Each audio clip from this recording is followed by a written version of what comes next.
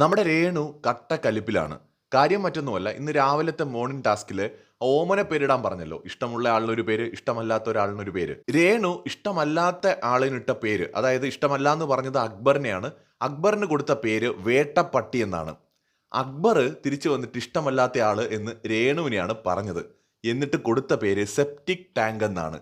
So ഇത് രേണുവിന് ഇഷ്ടപ്പെട്ടിട്ടില്ല. പിന്നീട് റൂമിൽ പോയി കട്ടിലിൽ ഒരു കിടത്തമായിരുന്നു. എന്നിട്ട് വേട്ടപ്പട്ടി സെപ്റ്റിക് ടാങ്ക്, സെപ്റ്റിക് ടാങ്ക് വേട്ടപ്പട്ടി.